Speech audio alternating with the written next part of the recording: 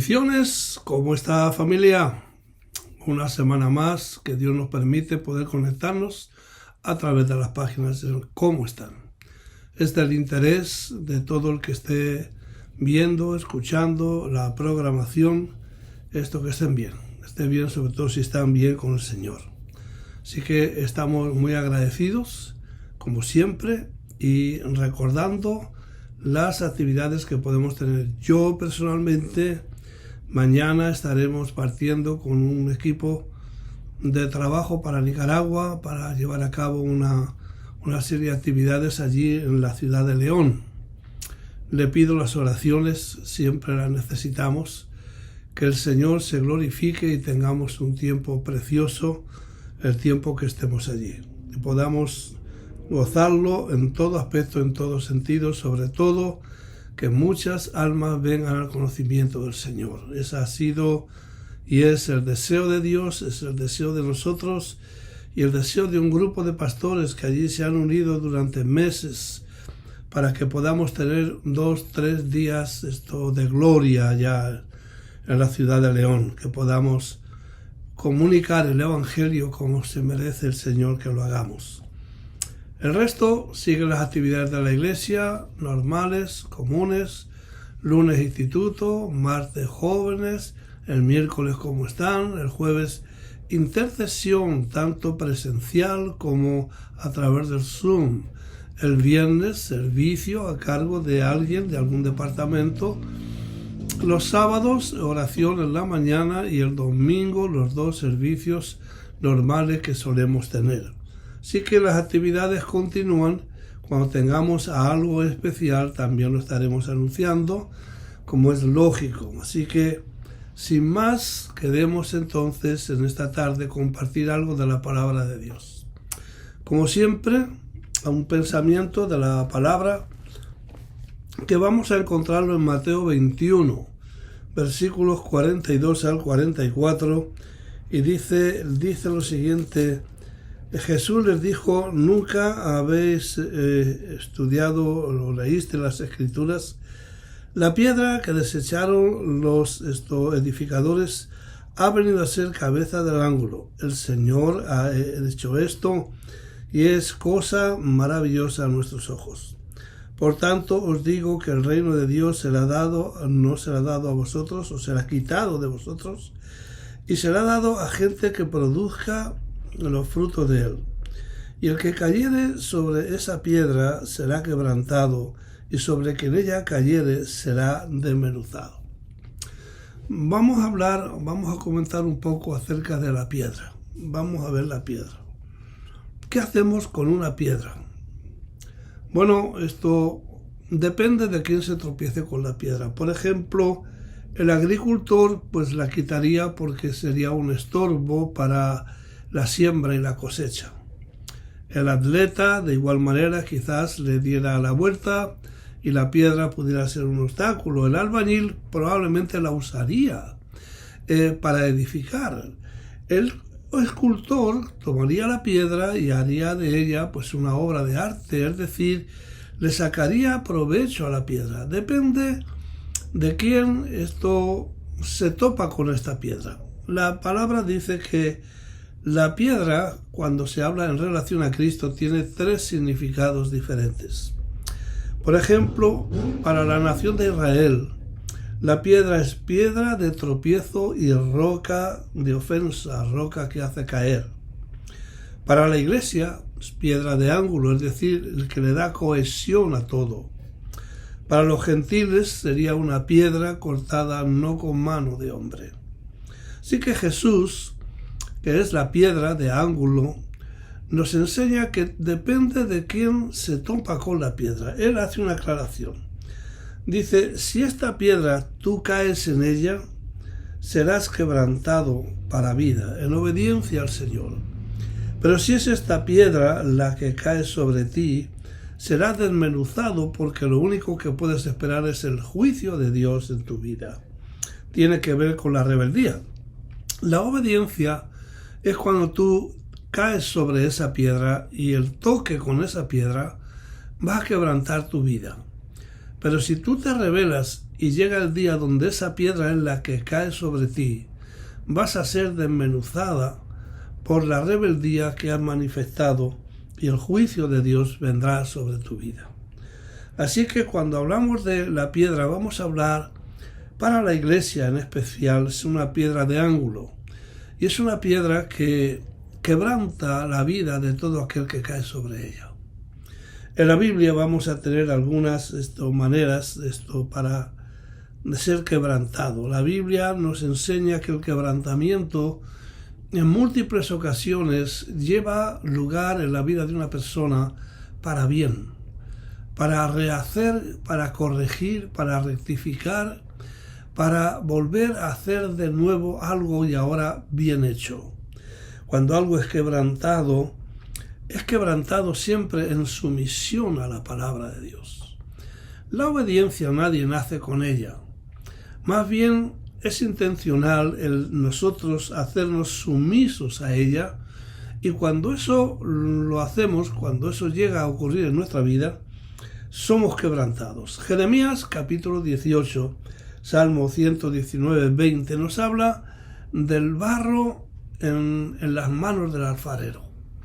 Dice la palabra de Dios que el alfarero está haciendo una vasija y toma el barro, pero estando el barro en sus manos, la vasija se echa a perder y él tiene que quebrarla para hacerla de nuevo.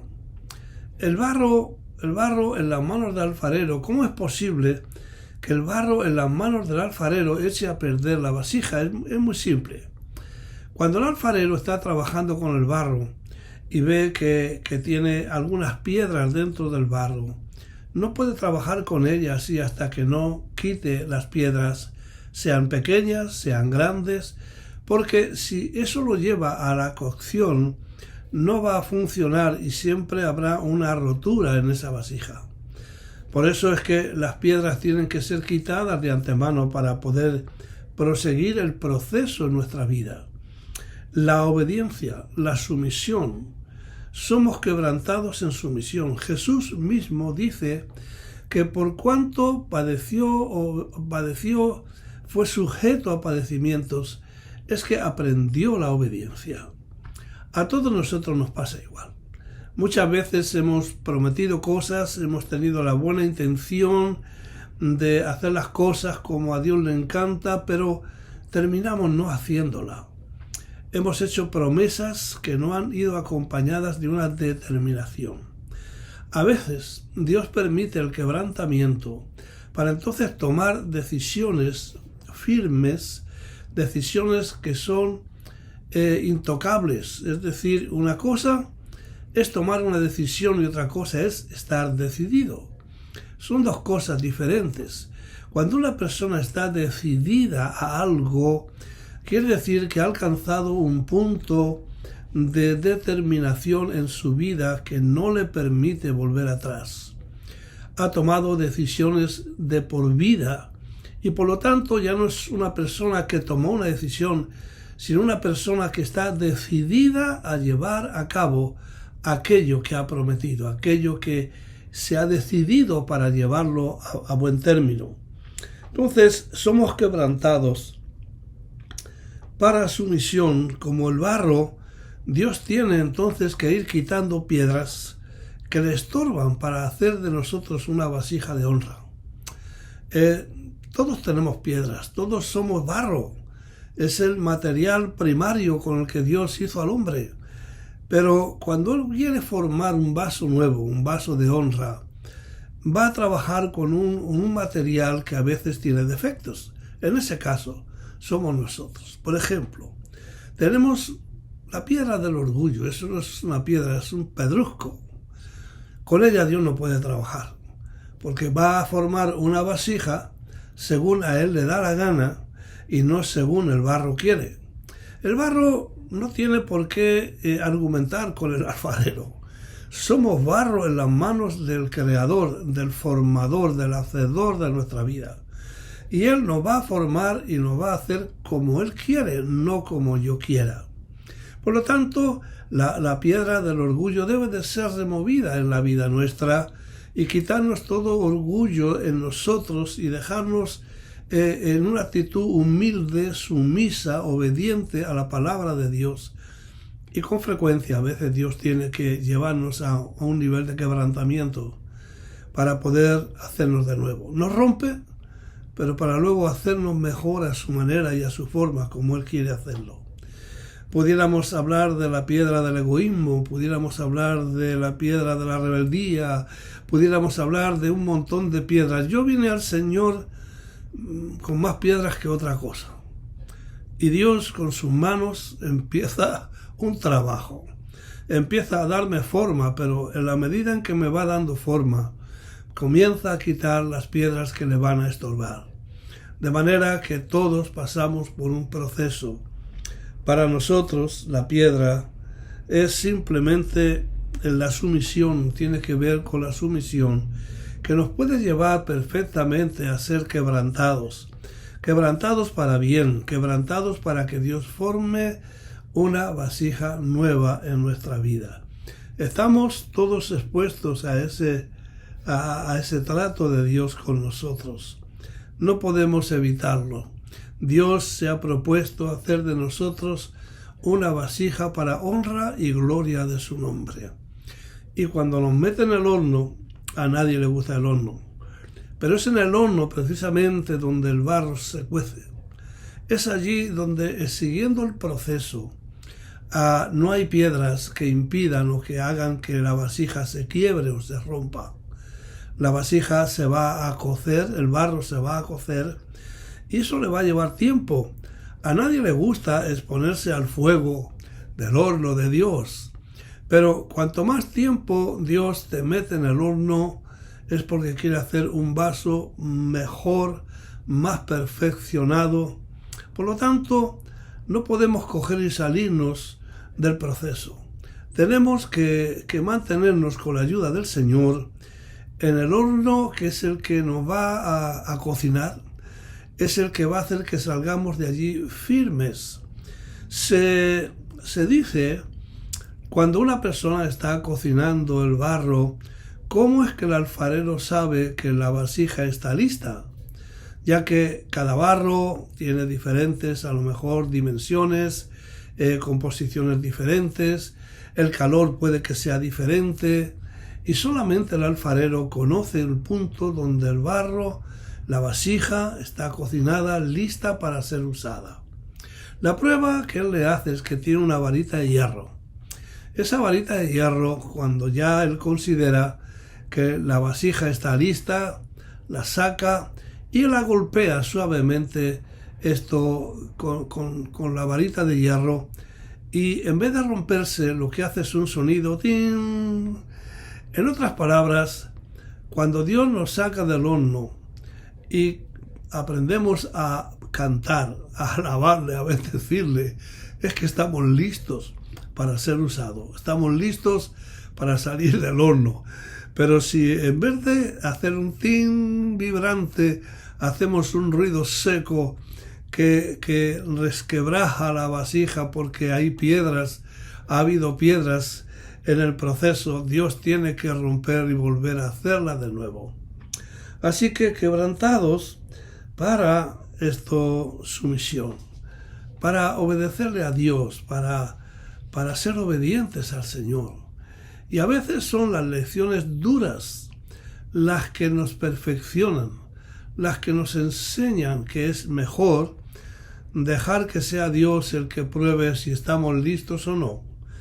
No te quejes si estás en el horno, porque es necesario. El barro tiene que cocinarse para que entonces sea una vasija firme. A mí me da un poco de risa porque yo creo que los hornos de Dios son maravillosos. Pero cuando sales de ese horno, sales listo para ser usado para la gloria de su nombre. Hay otro quebrantamiento, quebrantados para ser suficientes.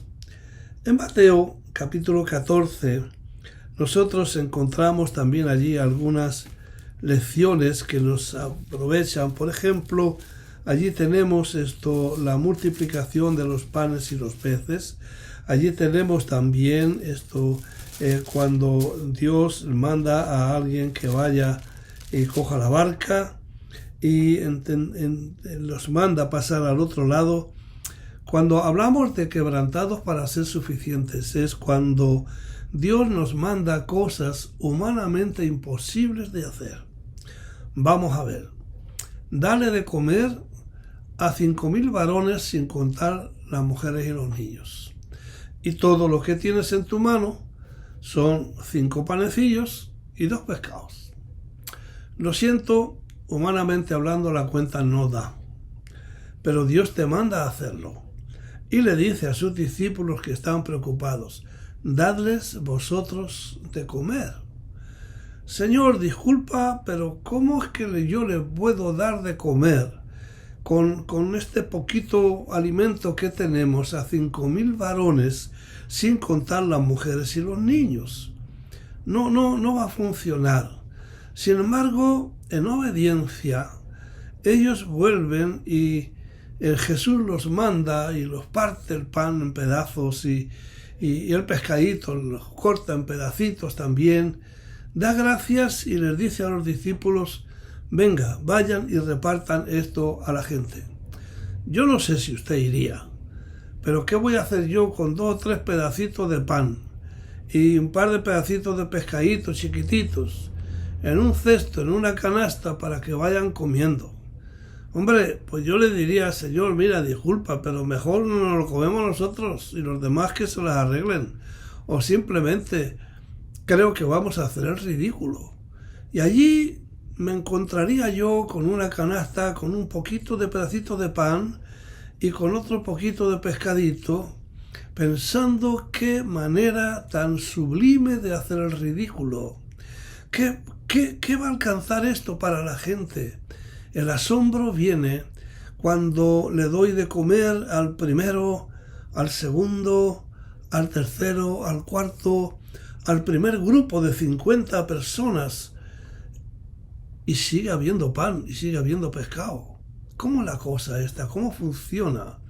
A ver, déjame probar, déjame fijarme bien, a ver qué está pasando con esto. Y no está pasando nada normal. Lo que está pasando es que cuando tú pones a las manos del Señor algo para bendecir a la gente y en obediencia haces lo que Él te dice, vas a ver la multiplicación del producto, vas a ver el milagro multiplicarse. Yo he podido ver eso con mis propios ojos. Recuerdo uno de los primeros viajes que hicimos a Colombia. Llevábamos material, panecillos y jugo de fruta, mejor dicho, un Kool-Aid de estos artificiales, como para 150 niños a lo máximo. Bueno, le quiero decir que allí se juntó más de 300 niños. Y yo veía con mis propios ojos, pero si solamente teníamos 150 panecillos. Comieron los 300 y repitieron. Y seguían apareciendo las bandejas de panecillos. Lo mismo pasaba con el jugo. Le echabas al vaso, le volvías a echar al vaso, y aquello, en vez de descender, mantenía el mismo nivel. Todos comimos, todos bebimos, y sobró. ¿Qué es lo bueno? Sobró. Y pudimos contemplar con nuestros propios ojos que lo que es imposible para el hombre es posible para Dios. Es algo extraordinario. Cuando el Señor le dice esto, están cruzando el mar y lo ven caminar y se piensan que es un fantasma y cosas de estas así, y el Señor le dice: no temáis, yo soy. Oye, por favor, la tradición del pescador es que cuando tú veías a gente, supuestamente eran los ahogados que se aparecían y te anunciaban que ibas a naufragar y te ibas a morir. Entonces Jesús les dice: no temáis, soy yo. Y se le ocurre a alguien decir: si eres tú, dile que vaya caminando donde tú estás. Y el Señor le dijo: pues ven. Y se puso a caminar. No vamos a ponerle nombres al asunto, pero usted sabe a quién me refiero. Empezó a caminar, pero al quitar los ojos de Jesús y empezar a ver: señores, no intente caminar por el agua, sobre todo cuando hay una tormenta. No va a suceder. No se ponga los pies de buzo, no se ponga nada, no se vista que no se va. Usted no va a caminar. Entonces, ¿por qué Jesús le dice a este discípulo, ven, y sal de la barca y comienza a caminar? Y sabes que él caminó por un pedazo, pero cuando vio el viento y las olas que se levantaban a su alrededor, comenzó a dudar y comenzó a ahogarse, y el Señor lo sacó de allí, pero luego le reprende y le dice, hombre de poca fe, ¿por qué dudaste? Cuando Dios te manda a hacer algo humanamente imposible para poder hacerlo, pudiéramos citar una enorme cantidad de situaciones donde Dios le dice a sus discípulos que hagan algo y no doesn't make any sense, no tiene sentido. ¿Cómo me va a mandar a hacer algo que no se puede hacer? Humanamente hablando, no se puede hacer. Son lecciones que aprendemos de que la obediencia, aun ante la imposibilidad humanamente hablando de algo, la obediencia es lo que Dios premia. Cuando saltaste de la barca, cuando empezaste a darle de comer a los primeros, ahí comienza la multiplicación, ahí comienza el agua a sostenerte, ahí comienza a ocurrir lo que Dios te ha mandado hacer. Pareciera que Dios le dio una orden que iba a requerir la muerte del discípulo, pero no fue así. Caminó sobre las aguas, solo que dudó por un tiempo y comenzó a hundirse, ya el agua no lo sostenía. Son lecciones de fe, son lecciones de que cuando Dios manda algo, aunque sea imposible humanamente hablando, Dios va a cumplir lo que ha dicho que va a cumplir. Y eso nos lleva a un quebrantamiento, porque no podemos depender de nuestra propia fuerza, no podemos depender de nuestra propia sabiduría. No tiene lugar el que tratemos de explicar lo inexplicable. Lo inexplicable solamente Dios lo podrá explicar algún día, pero nosotros nos quedamos simplemente con la interrogante. Ahora, cuando Dios te manda a hacer algo humanamente imposible, lo que cuenta aquí es la obediencia. Y la obediencia es la cara que la fe tiene de poder creerle a Dios y apoyarnos sobre lo que Dios me ha dicho y no sobre lo que las circunstancias puedan dictarme.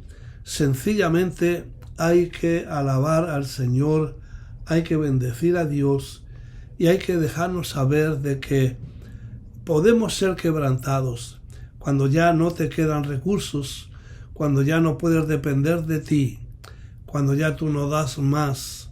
Sencillamente ahí es donde entra la confianza, la dependencia absoluta de lo que Dios te ha dicho, de lo que Dios ha dicho que hagas.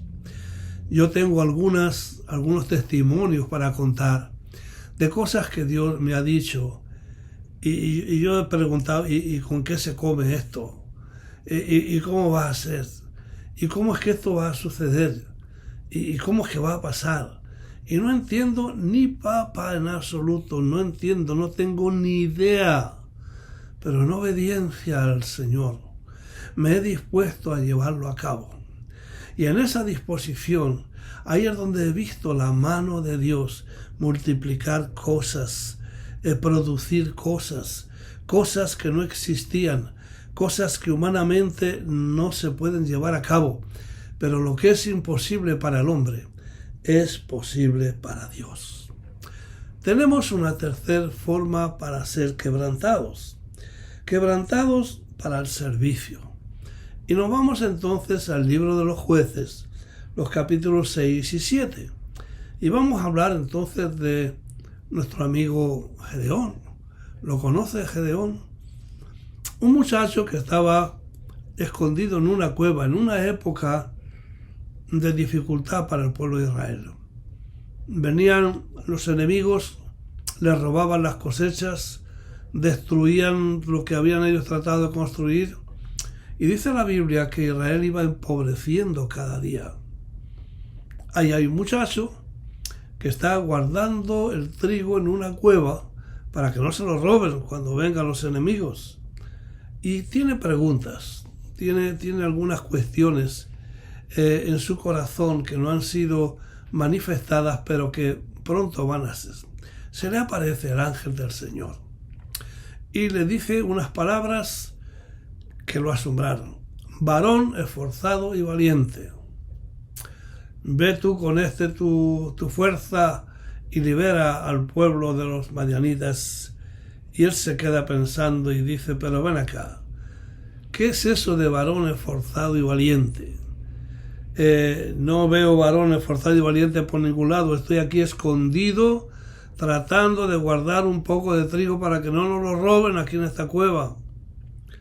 Así que yo de esforzado y de valiente no tengo prácticamente nada. Y luego tengo una pregunta. Si Dios está con nosotros, ¿por qué están pasando estas cosas?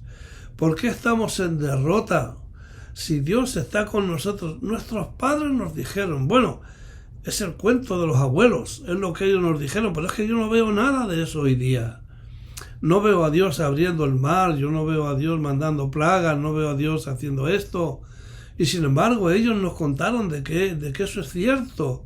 Ahora viene la pregunta, si Dios está conmigo, si Dios está con nosotros, ¿cómo es que estamos en derrota? ¿Cómo es que estamos empobreciéndonos?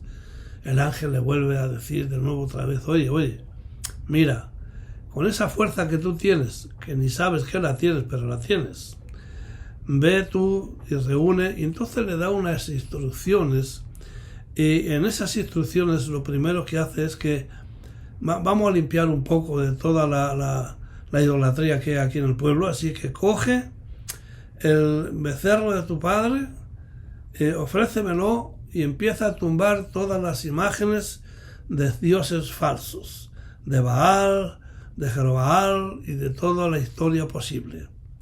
Dice la palabra que él, en obediencia, pero no sin antes asegurarse de que era Dios el que hablaba, y le puso los famosos vellones. Bueno, si tú eres Dios, si tú eres el que me está hablando, hazme el favor, mira, que mañana caiga rocío en toda la hierba, menos en este vellón de aquí, que quede seco. Y Dios lo hizo así. Al día siguiente había rocío por todos lados, menos en ese lugarcito. Y todavía va y le dice a Dios, mira, no te enfades conmigo, pero vamos a hacerlo al revés. Ahora que no caiga rocío en ninguna parte, pero que aquí en este pedacito sí caiga rocío. Y Dios lo volvió a hacer.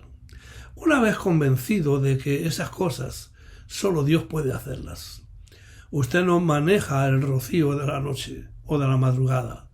Solamente Dios puede hacerlo. Cuando él se da cuenta de eso, entonces coge el becerro, el gordo, el semental, el que embarazaba a las vacas. Es decir, Gedeón mata ese becerro, tumba las imágenes de Baal. En otras palabras, dame tu futuro. Cuando matas el becerro, en realidad lo que Dios te está pidiendo es el futuro. Depende de mí. A partir de ahora vas a aprender a depender de mí. Dios le da órdenes. Coge a los hombres, reúnelos. Y usted conoce la historia al igual que yo. Reúne 30.000. Y Dios dice, wow, son muchos. Manda a todo el que tenga temor, mándalo para casa. 22.000 se fueron para su casa. Y Dios le dice, oye, pero es que todavía son muchos.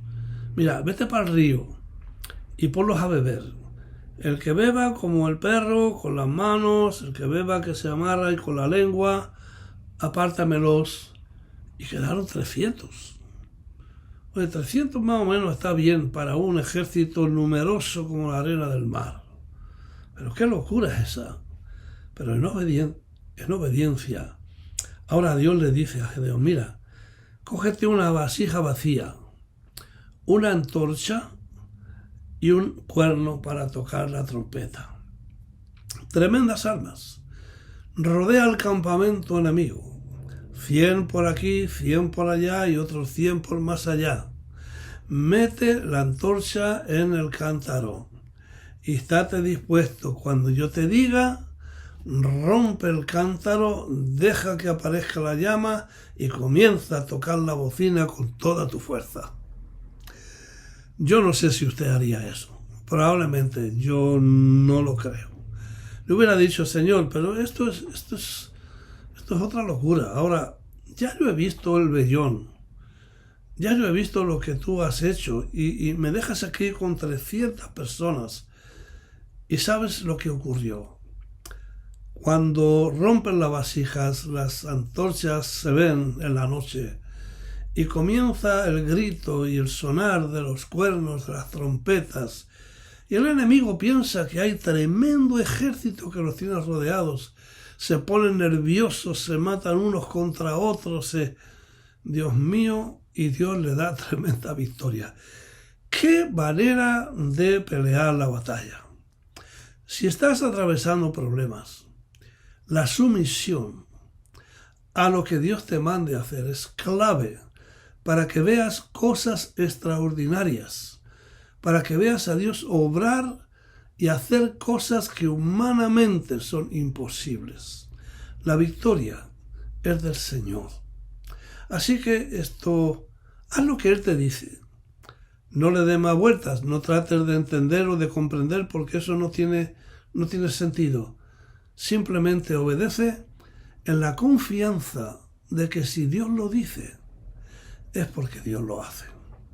Te veo la semana que viene. El tiempo se me está terminando. Así que, quebrantados. Somos barro en las manos del alfarero. Que Dios te bendiga y que Dios te guarde. Y, por supuesto, si no conoces a Jesús, no tardes mucho, no esperes tanto. Abre tu corazón y dale la bienvenida, como el que recibe a un tremendo amigo en su casa. Y Él va a empezar a trabajar contigo. Y no te asustes por el horno. Tranquilo, que aquí no pasa nada. El horno lo que hace es perfeccionarnos. Así que te veo la semana que viene, si Dios lo permite. Ora por nosotros. Estaremos regresando de Nicaragua el próximo martes.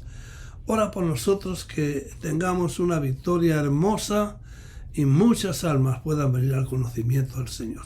Hasta entonces, que el Señor te bendiga y te guarde.